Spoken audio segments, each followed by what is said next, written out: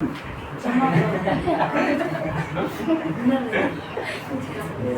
दीजिए प्यारे विद्यार्थियों, मैं प्रमोद चौधरी आपका दिव्यांश पब्लिक स्कूल चैनल में स्वागत करते हैं। चलिए, आज NCERT पर्सन से जो पैटर्न से बालाजी बुकें हैं उसमें जो अपना सामाजिक विज्ञान सृष्टि है उसका हमें अध्याय 3 पढ़ना है। अपवाह तंत्र। अपवाह तंत्र मतलब नदियों के बारे में पढ़ना है। इसमें कुछ जल विभाजक हैं, नदियां हैं। नदियां बहुत बढ़िया चैप्टर है, उसको हम देखते हैं क्योंकि अपना भी जो एरिया है वो नदी किनारे बस। और कौन सी नदी है बगल में बह रही है? कौन नदी है? घाघरा या सरयू? सरयू नदी है। उत्तर प्रदेश सरकार ने बाद में इसको सरयू घोषित कर दिया है। चलिए हम देखते हैं। अपवाह तंत्र दो भाग में बांट सकते हैं, एक हिमालयी नदियां और एक कौन? प्रादीपीय नदियां। हिमालयी नदियां वे हैं जिसमें क्या है, वो सदा नीरा है, अर्थात मौसमी नहीं है, हमेशा पानी रहता वही है। इस समय कुछ कम रहेगा, बरसात में ज़्यादा रहेगा। और ये प्रादीपीय नदियां क्या है? ये मौसमी नदियां हैं। इस समय आप जाएंगे, अप्रैल मई का महीना चलने वाला है, इसमें सूख जाएंगे जून तक। जुलाई से फिर अपना रौद्र रूप धारण करके क्या है, मानव बस्ती में क्या करेंगी? बाढ़ फैलाएंगे। इसको हम देखते हैं। तो हिमालय नदियाँ चालू करते हैं। इधर देखिए, इधर हिमालय है, कश्मीर, हिमाचल प्रदेश, उत्तराखंड, ये नेपाल, ये पूरा चाइना वाला अधिकांश क्षेत्र, तिब्बत वाला, ये सिक्किम, अरुणाचल प्रदेश, म्यांमार तक हिमालय फैला हुआ है। और वहाँ से नदियाँ ग्लेशियर का जल लाकर क्या है, पूरे भारत को, पाकिस्तान को, बांग्लादेश को जीवन दे रही हैं। और इसमें तीनों देश सम्मिलित हैं। और यहाँ कुछ अंतर्राष्ट्रीय नदियाँ हैं, जैसे गंगा भी अंतर्राष्ट्रीय नदी है, सिंधु भी, इधर जो आई ब्रह्मपुत्र वो भी। अब एक नदी हम देखते हैं। हिमालय नदी हम चालू करते हैं यहाँ से। ये है तिब्बत का क्षेत्र, उत्तराखंड के थोड़ा सा ऊपर। ये कहीं आप सुने होंगे, एक झील है जिसका नाम है कैलाश मानसरोवर। कैलाश मानसरोवर ये झीलें हैं। और ये कैलाश पर्वत भी है। कैलाश पर्वत यहाँ से एक नदी निकलती है। देखो, ये तिब्बत है उद्गम क्षेत्र, उसका उद्गम क्षेत्र। और क्या है, कहाँ जाके वो मिलती है। तो कैलाश मानसरोवर से कैलाश पर्वत जहाँ लोग जाते हैं, यहीं स्नान करते हैं। कैलाश पर्वत दर्शन करने जाते हैं, शंकर भगवान रहते हैं, मजा जाता है। स्नान करने के बाद अब वहाँ दर्शन करते हैं, उनका देखते हैं। यहाँ से एक नदी निकलती है ऐसे, इस टाइप से, यानी ये लद्दाख होते हुए, कश्मीर होते हुए आगे बढ़ती है और यहाँ पीओके वाले पार्ट्स में जाती है। उसके बाद यहाँ से तीखा मोड़ लेते हुए कहाँ, पाकिस्तान में एंट्री कर जाती है। पाकिस्तान के बाद ये ऐसे बहते हुए कहाँ गिरती है? कराची, यानी कराची वाले एरिया में गिर जाती है नदियाँ। और इधर देखिए, यहाँ नदी गिर जाती है। इस नदी यानी इसे जहाँ से इसका उद्गम है उसका अपने भाषा में नाम है कैलाश मानसरोवर। लेकिन चीन की भाषा में कहें इसे शेर मुख कहते हैं। कोई पर्वत शेर के मुख जैसा शेर मुख है, सिली मुख है। और थोड़ा नेपाल की भाषा में बात करें तो बोखर चू एक जगह, वहाँ से इसका उद्गम होता है। ये नदियाँ अकेले नहीं है, तमाम इसकी सहायक नदियाँ। उसमें कोई यहाँ गिलगित है, गोमल है, कुर्रम है, ये सब नदियाँ इधर से, काबुल है, इधर से नदियाँ आ रही हैं। अफगानिस्तान वाले एरिया से, पाकिस्तान वाले एरिया से। इधर नहीं हम भारतीय नदियाँ पढ़ने वाले हैं, भारतीय नदियाँ इधर देखते हैं। ध्यान देखिए, ये तो चीन वाले क्षेत्र से निकल रही हैं, तिब्बत वाले से, यानी कैलाश मानसरोवर से सिंधु का उद्गम। ये कौन नदी है भाई? सिंधु नदी है। और इसकी लंबाई जो है, सिंधु नदी की लंबाई, अगर सिंधु की लंबाई बात करें तो 2880 किलोमीटर है इसकी लंबाई। हो सकता है आपके बुक में नहीं दिया हो, 2900 उसके बालाजी हम तो एनसीईआरटी में पढ़े हैं, कितना है 2800, इसलिए देख लेते हैं 2900 करीब ही है। और इसकी भारत में लंबाई कितना है 1100 नियर अबाउट 40 किलोमीटर है। बाकी कुछ तिब्बत में बहती हैं, अंतर्राष्ट्रीय नदी है क्योंकि तिब्बत अर्थात चीन, भारत अपना देश, फिर ये क्या है पड़ोसी मुल्क से होकर नदियां प्रवाहित हो रही हैं। यहाँ देखते हैं इसकी सहायक नदियां कौन है। एक करम पहले हम देख लेते हैं। करम, अगर सिंधु की सहायक नदियों की बात करें तो सिंधु तो है ही, सिंधु है। सिंधु के बाद कौन नदियां है, कौन, सिंधु, फिर है झेलम, फिर कौन है चेनाब, फिर कौन है रावी, फिर कौन है ब्यास, फिर कौन है सतलुज। ये 6 नदियां हैं। देखो ध्यान दीजिए यहाँ, ये झेलम, चिनाब, रावी, ब्यास, सतलुज को क्या कहते हैं, इन्हें कहते हैं पंच नदा। क्या कहते हैं, पंच नदा। ये पांचों धीरे धीरे यहाँ से बह कर, ठीक है, और कहाँ मिठान कोट, यहाँ पाकिस्तान में जगह मिठान कोट है, जैसे अपने एरिया पठान कोट है, वहाँ एक एरिया मिठान कोट, वहाँ पर जाकर इसमें मिल जाते हैं मिठान कोट में। और ध्यान दीजिए ये जो 3 नदियां हैं, शिमला समझौता हुआ 1960 में विश्व बैंक ने कराया था 1960 ईस्वी में, तो ये निर्णय हुआ उसमें सिंधु, झेलम, चिनाब, इन 3 नदियों का 80% जल कौन यूज करेगा, पाकिस्तान यूज करेगा, और 20% कौन यूज करेगा, भारत यूज करेगा। जो ऊपरी नदियां हैं या बाह नदियां हैं, अब भारत भी ऐसे यूज करेगा, उसको रोकेगा नहीं, जल बह ही रहा उसका यूज कर लेगा। और ये तीनों जो नदियां हैं रावी, ब्यास, सतलुज, इन तीनों नदियों का 80% जल कौन यूज करेगा, भारत, और 20% जल कौन यूज करेगा, पड़ोसी मुल्क पाकिस्तान यूज करेगा इसका। ये 1960 में संधि बार बार भारत तोड़ने की बात करता है। 3 नदियों के मान से लिए वो यूज कर रहा है, यानी सिंधु, झेलम, चिनाब और रावी, ब्यास, सतलुज का हम यूज कर रहे हैं। देखते हैं अब इधर चलते हैं, यहाँ सिंधु हो गया, सतलुज नदी, इसी बगल में एक राकस झील, राकस ताल झील है। झील मीन्स बड़ा तालाब, और ये भी बर्फीला तालाब है। इस एरिए में तापमान बहुत न्यूनतम रहता है। यहाँ से एक नदी निकलती है सतलुज, देखिए ये भी विदेश से आ रही है और फिर विदेश को गमन कर रही है। यहाँ से नदियां निकलकर ऐसे यहाँ पंजाब के माध्यम से होते हुए कहाँ, मिठान कोट, मिठान कोट में इससे मिल जाते हैं।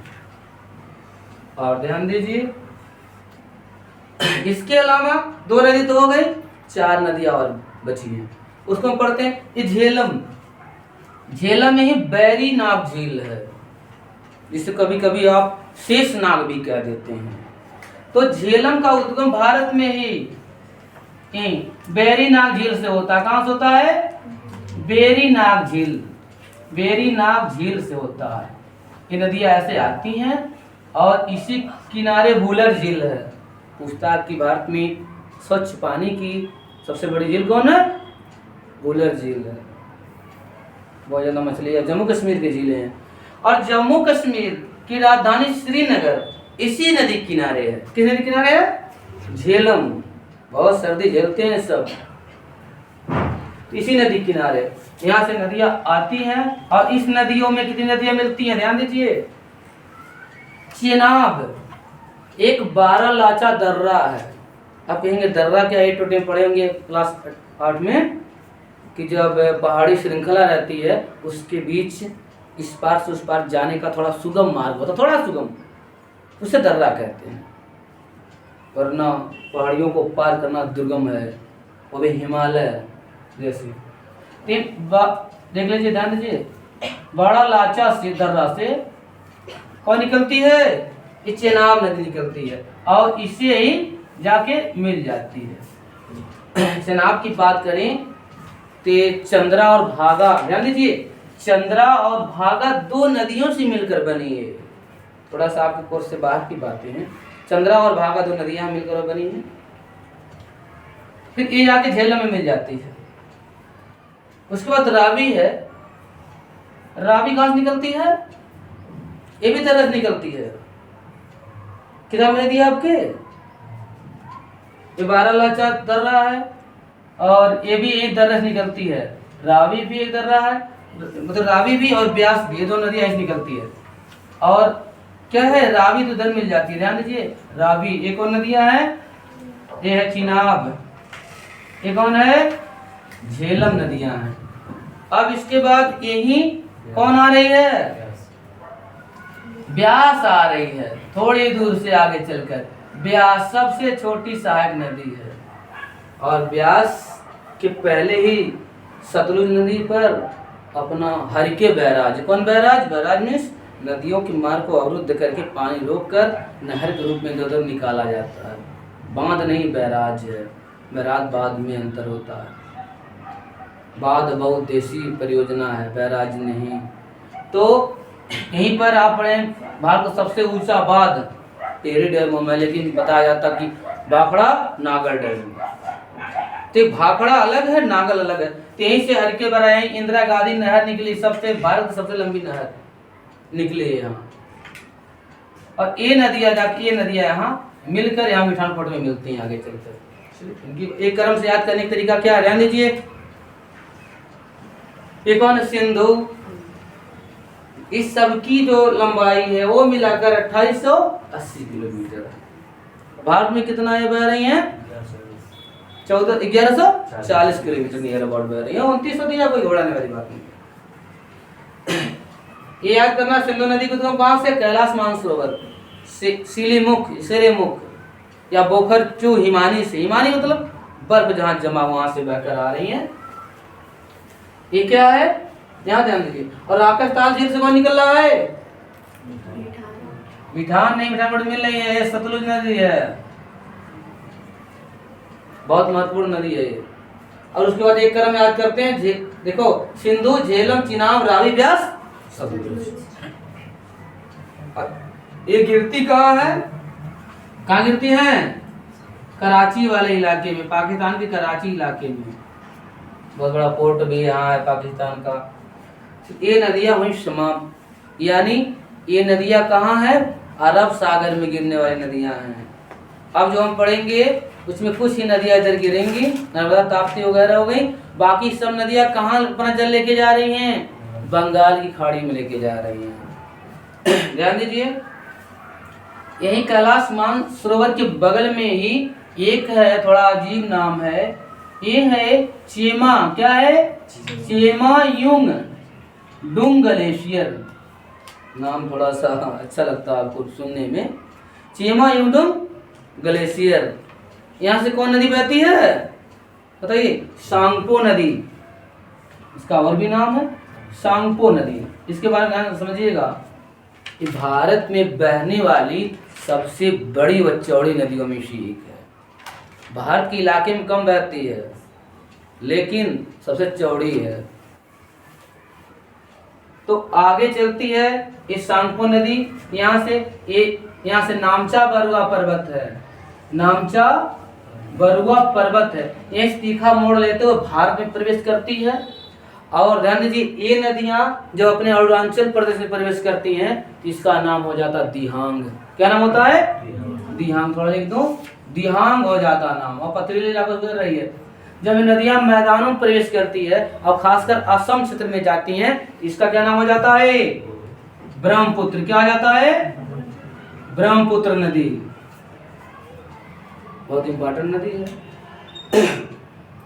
अब ब्रह्मपुत्र नदियां जब आगे बढ़ती हैं, यहाँ कहाँ जाती हैं? बांग्लादेश में जाती हैं। तो इसका नाम जमुना, यमुना नहीं, जयफार, जामुन वाला जमुना हो जाता है। बताइए इसका क्या नाम मतलब अभी तक? सांगपो, और भी नाम इसके हैं, सांगपो, दिहांग, ब्रह्मपुत्र, जमुना।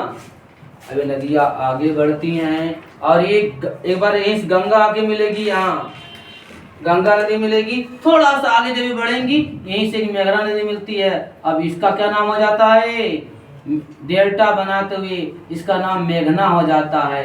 मेघना रिवर के रूप में क्या करती है, बांग्लादेश के सामने क्या है, बंगाल खाड़ी में अपना जल छोड़ देती है। चलिए अभी हम समझते हैं, बार बार इसको दोहरा लेते हैं। ये ब्रह्मपुत्र नदी है, इसका उद्गम कहाँ से हो रहा है, चेमा युंगडुंग ग्लेशियर से, यानी चेमा युंगडुंग हिमनद से हो रहा है इसका उद्गम। वहां से निकल रही, वहां बर्फ जमी रहती है, गर्मियों में हर मौसम थोड़ा पिघलती रहती है, थोड़ी थोड़ी वितरकाएं धाराएं मिलकर क्या होता है, बाद में चौड़ी हो जाती हैं।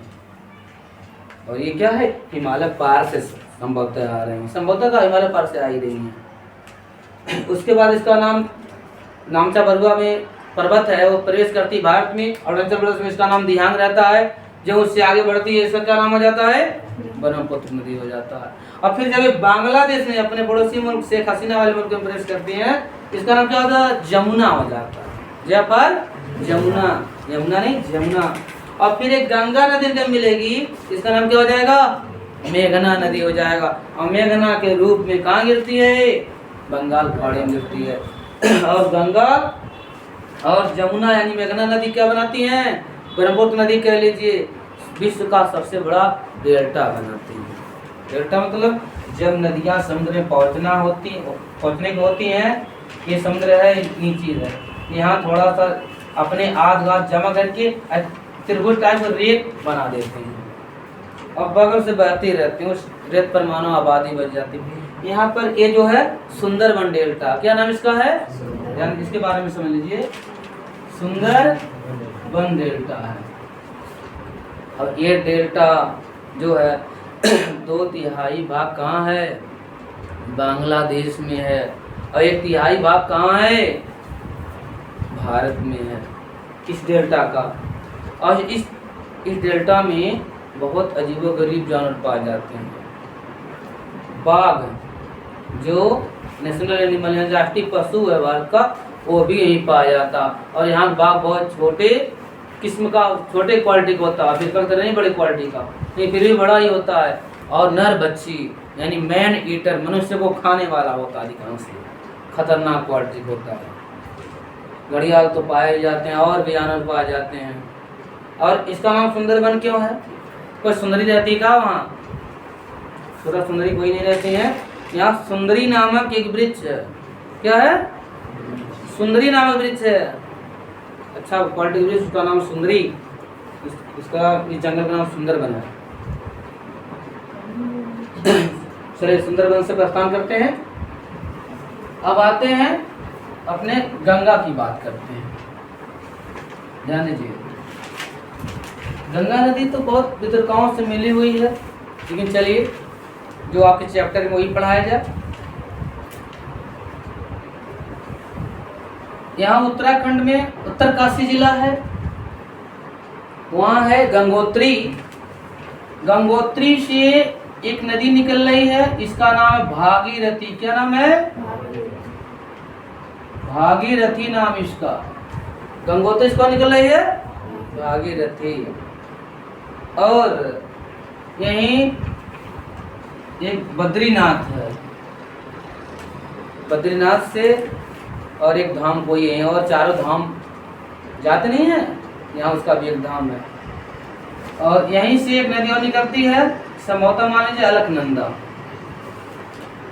और दोनों कहाँ मिलती हैं, प्रयाग में। प्रयाग जहाँ दो नदियाँ मिलती है, प्रयाग, रुद्रप्रयाग, कर्णप्रयाग कहीं है, ये है देव प्रयाग। क्या है, इसी में आकर पिंडर मिलेगी तो कर्णप्रयाग हो गया, मंदाकिनी मिलेगी, नंदाकिनी नंद प्रयाग है, तमाम नदियाँ मिलती हैं।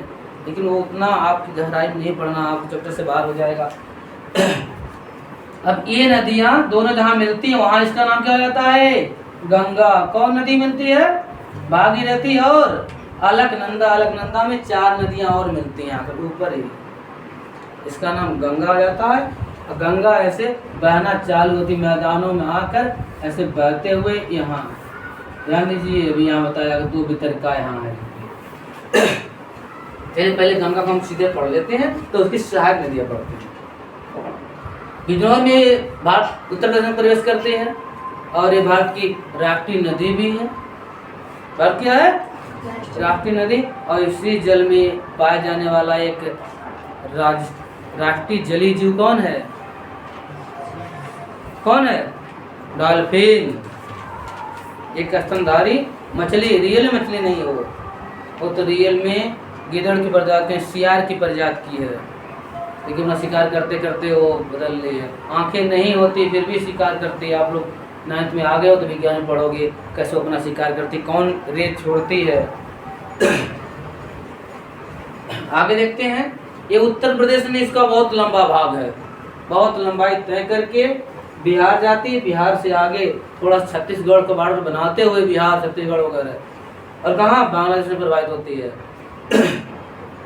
ध्यान दीजिए, यहाँ जब ये बांग्लादेश को जाने को होती है तो वहीं पर सरकार ने फरक्का बैराज, इसका नाम फरक्का बैराज बना रखा है, यानी रोका है नदी के पानी को। और इस नदी के पानी को रोककर कहाँ छोड़ता है? ये नदी जा रही हुगली नदी। कौन है? हुगली नदी। और हुगली नदी किनारे क्या है? एक बंदरगाह है, कोलकाता बंदरगाह। और हुगली बंदरगाह भी छोटा सा श्यामा प्रसाद मुखर्जी बंदरगाह से कहा जाने लगा है।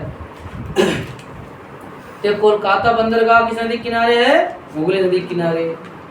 और सरकार ने, भारतीय सरकार ने यहाँ पर पानी रोक कर इसको मुहैया कराती, तो ये आवेदन उठाया था भाई उस टाइम में भी उठाता है भाई, हमारे जो पानी बह रहा देश में आ रहा है उसको नहीं रोका जाए। तो एक चीज़ और यहाँ यही लगता, गंगा सागर मेला, किसी बाबा जी गए होंगे, गंगा सागर मेला। अब लोग उस जगह नहीं जाते, बीचेज पे जाते हैं, यानी गोवा जाए कोई, कहीं जाए कोई, कहीं जाएगा उस एरिया में नहीं जाते अब। फिर भी अयोध्या लोग जा ही रहे हैं, वाराणसी, बनारस, काशी लोग जा ही रहे हैं, ऐसी चीज़ है वो सब। ये नदियाँ जब यहाँ से हुगली हो जाती है 2 बंदरगाहों में बढ़ती है 10 किलोमीटर, इसका नाम फिर क्या आ जाता है? भागीरथी। क्या जाता है? भागीरथी। यानी यहाँ भी उद्गम की जगह भागीरथी है, बीच में इसी नदी किनारे गंगा सागर मेला लगता है, भागीरथी है। और भागीरथी जब आगे बढ़ती गंगा नदी, तो जब यहाँ कहाँ पहुँचती है? बांग्लादेश में, तब इसका नाम हो जाता है पद्मा। क्या नाम हो जाता है? पद्मा। ध्यान दीजिए, ये जब वहाँ से निकली है तो भागीरथी अलकनंदा के रूप में निकली है, उसमें भी तमाम नदियाँ मिलकर क्या है? देवप्रयाग में गंगा कहलाई है, गंगा आगे बढ़ चली है। बहुत पवित्र नदियाँ मानी जाती है। पवित्र क्यों? क्योंकि जिस पहाड़ी से निकली है उस पहाड़ी पर अनेक औषधियाँ क्या करती हैं? इसमें टूट कर वर्षा के मौसम में गिर जाती हैं और पानी इसका शुद्ध रहता, लेकिन औषधियाँ तो बहुत कम गिर रही हैं। क्या है? औद्योगिक कचड़े जो हैं, कल कारखाने के प्रदूषक पानी जल जो हैं, वो सब इसमें गिरते हैं, इसे ध्यान नहीं दिया जा रहा। आपने पढ़ा भागीरथी इधर अलकनंदा एक गंगा के रूप में आगे बढ़ रही है और आगे जाकर हुगली एक नदी में क्या बदल जा रही है, इसकी तो धारा यहाँ हो जा रही है। और अगर यहाँ चलिए फिर बांग्लादेश में पहुँचती क्या जाती है? पद्मा। क्या हो जाती है? फिर आगे ही मिलती है इसी जमुना से, और जमुना आगे जाकर क्या बन जाती है? मेघना बन जाती है। सोच लीजिए, अभी हम घाघरा यानी सरयू माँ को देखते हैं तो गांव के बगल से तो उसको वहाँ तक बहती रहती है, बताइए 3 किलोमीटर लगभग बहती है। ऐसी नदियाँ कितनी? ऐसी कम से कम 50 नदियाँ मिलकर क्या बना रही हैं? मेघना बना रही हैं। उसका कितना रौद्र रूप होता होगा उस समय जहाँ बहती होगी, लास्ट में लग रहा होगा समुद्र जा रहा है। चलिए देख लेते हैं यहाँ, इसकी सबसे बड़ी सहायक नदी है यमुना। यमुनोत्री से निकलती है उत्तराखंड के। ये यमुना नदी ऐसे बहते हुए इस निकल कर ऐसे ऐसे कहाँ पर इससे मिल रही है? मिल कहाँ रही है इससे? इस पर प्रयाग में। कहाँ? मतलब प्रयागराज में इसका मिलन हो रहा है, प्रयाग राज में। मतलब पूर्व का इलाहाबाद और उससे पूर्व का फिर प्रयागराज। ऐसा माना जाता है यहाँ 3 नदियाँ मिल रही हैं। कौन नदियाँ? एक यमुना तो है ही है, और जो दिल्ली से होकर आ रही है, एक गंगा भी है, एक सरस्वती नदी जो विलुप्त हो गई वो भी यहीं पर मिलती थी। जबकि आप प्राचीन इतिहास में पढ़ेंगे सरस्वती सिंधु, यहाँ सरस्वती नदी यहाँ राजस्थान में होकर बहती है। चलिए, अब यहाँ भी कई सहायक नदियाँ इसकी हैं। ये चंबल रिवर है, कौन रिवर है? चंबल। चंबल में भी कोई बनास है, कोई काठा है, कोई काली नदी, इसमें मिलकर चंबल को जीवित कर दे रही हैं। अब कोटा, जहाँ बच्चे पढ़ने जाते हैं, कोटा राजस्थान में, अब कोटा इस चंबल नदी किनारे है। आप चंबल के डाकू के बारे में पढ़े होंगे, पावन सिंह तोमर मूवी देखे होंगे, निद्रासन आ रही क्या रही है आपको? जाओ मुंह धो के आओ पहले। पावन सिंह तोमर, डाकू ददुआ, फूलन देवी वगैरह वगैरह डाकुओं क्या रही, शरणस्थली रही है चंबल। और 3 प्रदेश में पड़ा जाता है, कुछ इटावा वाला भाग उत्तर प्रदेश, और भिंड मुरैना मध्य प्रदेश, राजस्थान, ये सब इलाके इसमें आते हैं। 3 प्रदेश का बॉर्डर है। ध्यान दीजिए, यहाँ कौन नदी है? कौन नदी है? चंबल रिवर है। कौन? चंबल के लुटेरे ही रहते हैं। तो नहीं पढ़े लिखेंगे तो क्या करेंगे? अब लुटेरे खत्म हो गए हैं। इससे पहले जब अगले सरकार थी तो उन्होंने क्या बना दिया है? चंबल डॉग सेंचुरी बनाया है, यानी शेर पाले जा रहे, लेकिन सफल नहीं हुई उतना। वो शेरों की मृत्यु हो गई, फिर भी जीवित है। वहाँ चंबल नदी में घड़ियाल पाए जाते हैं, न कि मगरमच्छ। मगरमच्छ घड़ियाल में अंतर होता है ना, आप बताएं क्लासों में ना। ये देसी जो घड़ियाल है, देसी हल्का क्वालिटी होता है, मगरमच्छ बड़ा होता है। तो घड़ियाल पाए जाते हैं। और कोकरेल लखनऊ में क्या है, इनके अंडे पाल कर क्या बनाए जाते हैं? बच्चे निकाले जाते हैं इनके। आपको विज्ञान में पढ़ाया जाएगा कि घड़ियालों और कछुओं के अंडों में जो बच्चे निकलेंगे, मेल होंगे या फीमेल होंगे, वो मौसम के तापमान से निर्भर करता है, न कि गुणसूत्र से। मनुष्य में गुणसूत्र होता है ना, इसमें गुणसूत्र नहीं होता। चलिए आगे देखते हैं। ये चंबल है, ये सिंध रिवर है। इसकी तो एक शाखा रावल से निकलती है, एक शाखा इधर से निकलती है, किसी बाहर से, सब मतलब पर्वत श्रृंखला से निकलती है। आगे देखते हैं। सिंध नदी भी इधर से मिलती है, चंबल, सिंधु, बेतवा, केन, ये नदियां इधर से मिल रही है निकल निकल कर। ये बेतवा है, ये मतलब सिंधु क्या है?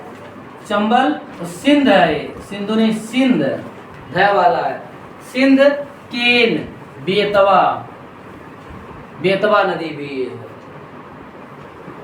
और आगे जब चलेंगे आप, यहाँ पर नदियाँ मिलती है, छोटा नागपुर पहाड़ से आधे मरकंटक पहाड़ी करीब से वहाँ आती है। ये कौन? सोन नदी। इस नदी में सोना पाया जाता है। आप लोग जाएंगे, ढूंढेंगे तो हो सकता सोना का टुकड़ा वुकड़ा मिल जाए।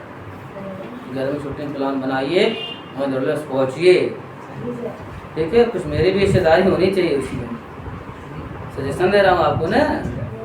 हाँ, घड़ियाल उड़ियाल पकड़ लिया, उसकी जिम्मेदारी मेरी नहीं है।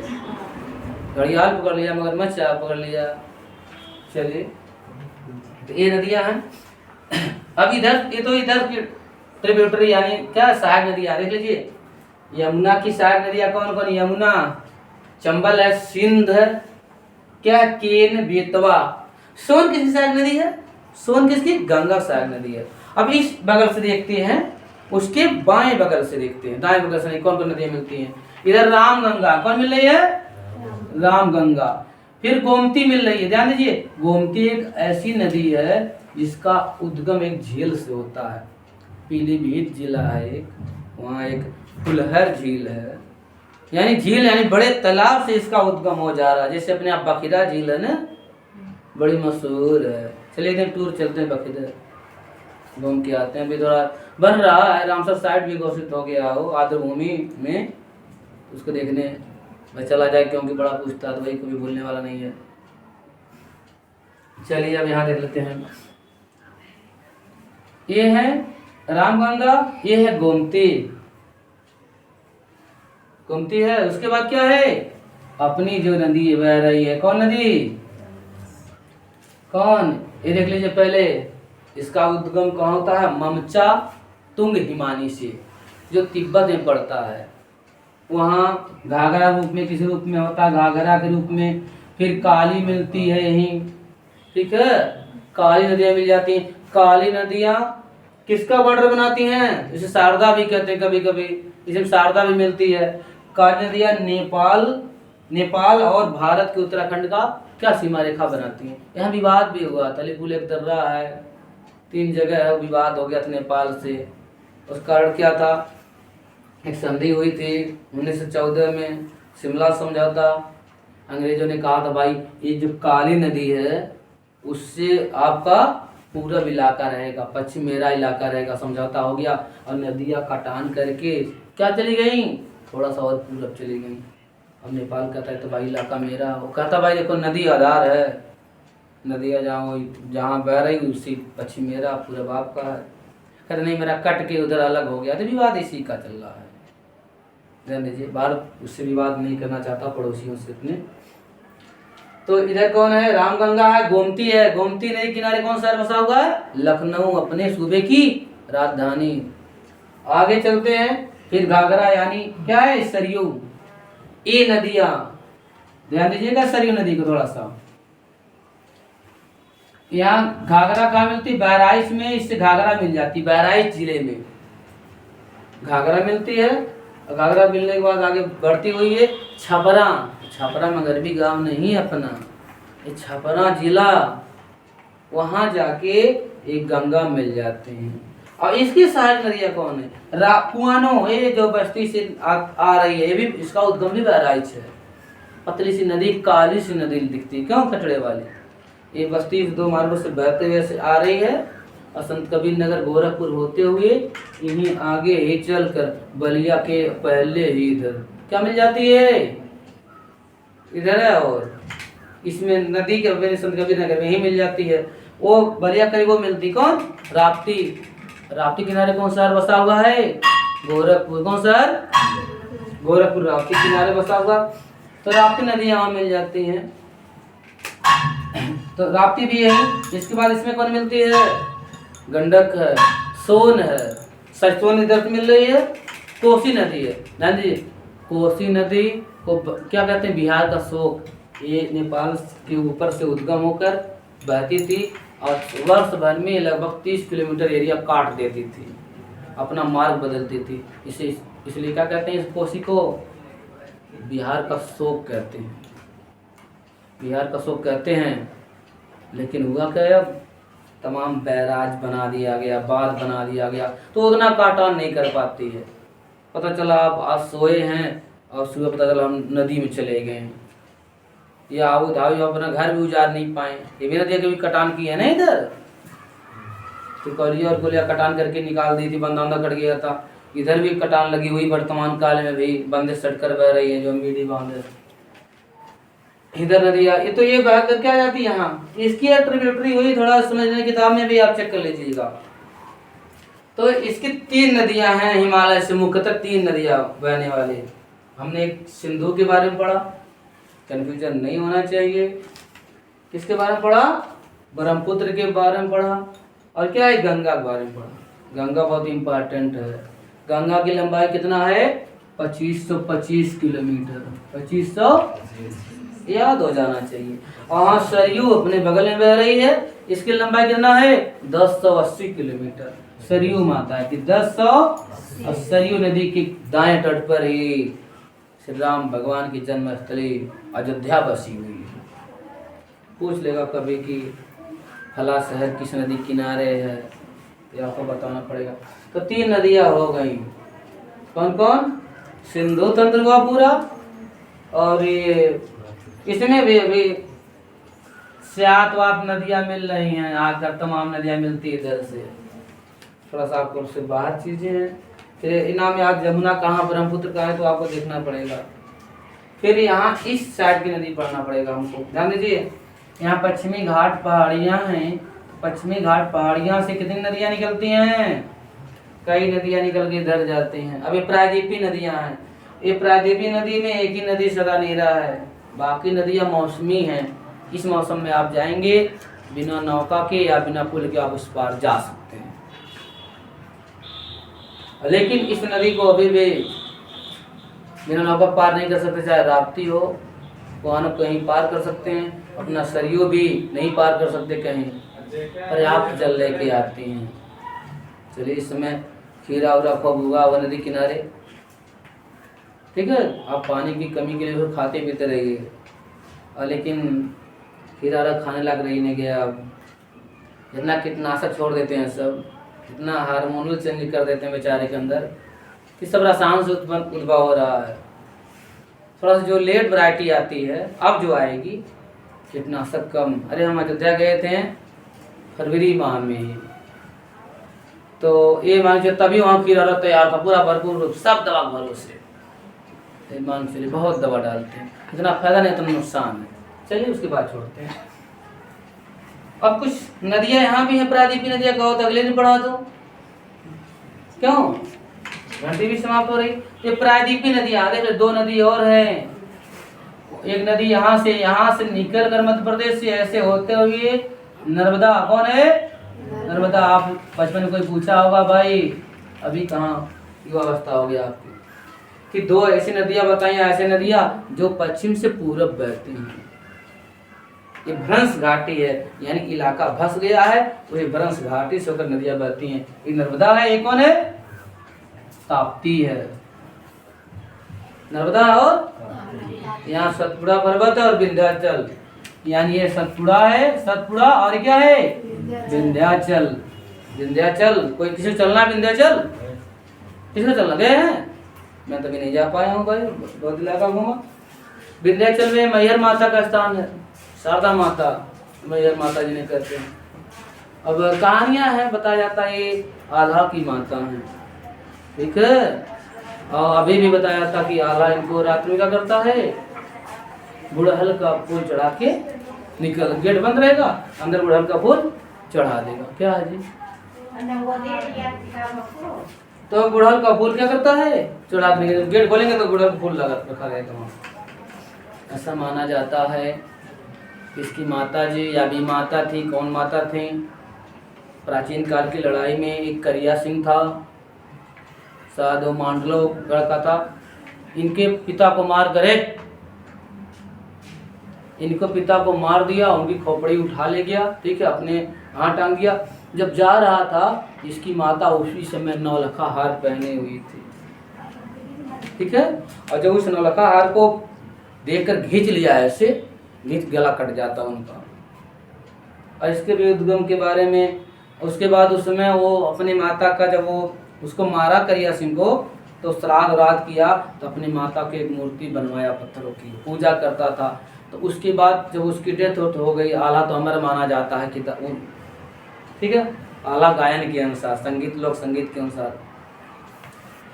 तो हुआ क्या, वो सब विलीन हो गया। तो आज एक लोग आला सुनेंगे संजू बघेल के शब्दों में कि कोई गाय चराने वाला जाता है, वो माता गाय के रूप में आती हैं, ठीक है, और उनका पीछा करता। तो यहाँ से कहाँ है, यही मेहर वाले स्थान है, यानी विंध्याचल पहुंच जाता है। उस स्थान पे पहाड़ी पे है ये, तो गांव वालों को बताता, गांव वाले साफ सफाई करते हैं, देखते हैं एक मूर्ति, एक मंदिर है, फिर उसका जीर्णोद्धार होता। फिर अब क्या वहाँ बड़ी भीड़ लगने लगी।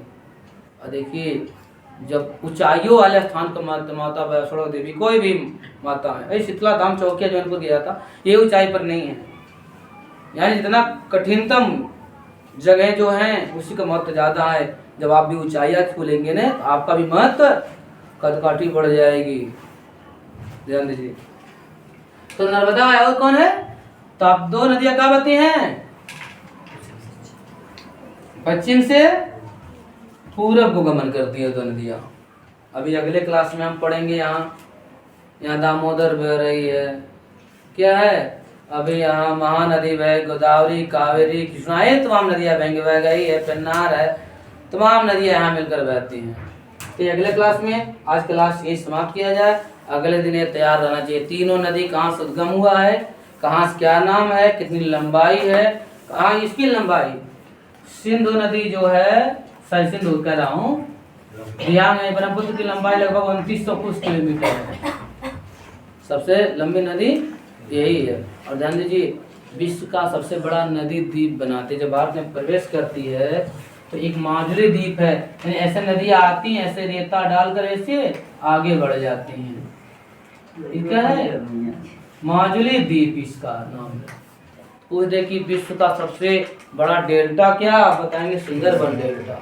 कौन नदियां मिलकर बना रही है? गंगा और ब्रह्मपुत्रा नदियां मिलकर बना रही है। अब विश्व का सबसे बड़ा नदी द्वीप एक जिला है, नदी के अंदर एक पूरा जिला है। वो कौन जिला है? माजुली जिला है। माजुली जिला असम में शायद है, असम का है, शायद नहीं असम का है। पूरा जिला ही एक क्या है?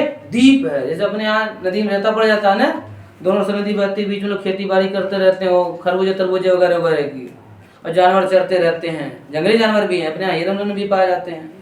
हिरन है, सुअर है, नीलगाय है, इसकी भरमार है। नीलगाय, हिरन और सुअर तीनों चीज की भरमार है। खरगोश नहीं, खरहा रहते हैं। खरगोश यहाँ नहीं, खरहा प्रजातियां भी हैं। पहले बहुत रहा करते, तब चूंकि सब खेती बाड़ी होने लगी तो खरहा कम, लेकिन हिरन अभी भी बहुत ज्यादा है। और जिस दिन अभी आग लगी तो इस दिन हिरन कई देखे गए, निकल निकल भाग रहे थे गेहूं में से। चलिए क्लास को समाप्त किया जाए। धन्यवाद। और कम से कम आप वीडियो देखते हैं तो लाइक तो कर दिया करिए कमेंट के साथ। चलिए वीडियो बंद कर दीजिए।